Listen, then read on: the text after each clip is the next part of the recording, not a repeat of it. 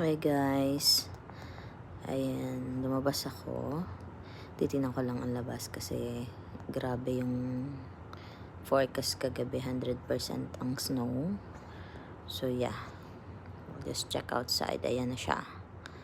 Grabe nga, ang kapal ng snow. Oh my goodness. Ayan siya, ilang inches to. Grabe, pero yeah, may sikat ng araw. Ayan, yan, ang kapal. Grabe, tingnan natin ang daan. Duro ng mower na yan. So, yeah. Titingnan natin kung nalinis na ang daan, ang ibang daan. Ayan, ito, na-mower na siya. So, ayan, kitang-kita nga. Grabe, ang kapal nga ng snow kagabi. Ay, grabe, ang lamig. Sobrang lamig.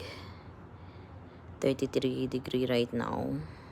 Kahit naka full gear, sobrang lamig pa rin siya talaga.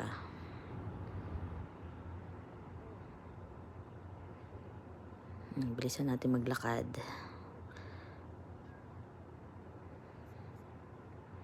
Grabe ang snow kagabi, sobra.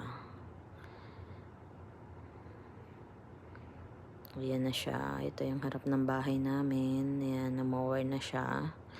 Hanggang dito sa kapitbahay. Pero grabe, ayan yung kapal. Ang kapal ng snow.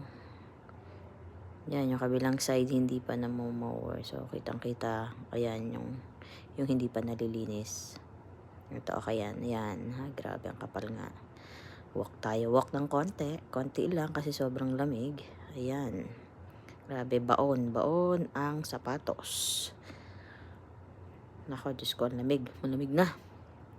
Ayan, ayan yung ibang mga bahay, ibang sasakyan. Ayan. May mga snow pa rin sa ibabaw na sasakyan. May mga naglilinis na rin ng harap ng bahay nila, likod ng bahay nila. Kasi grabe nga ang snow.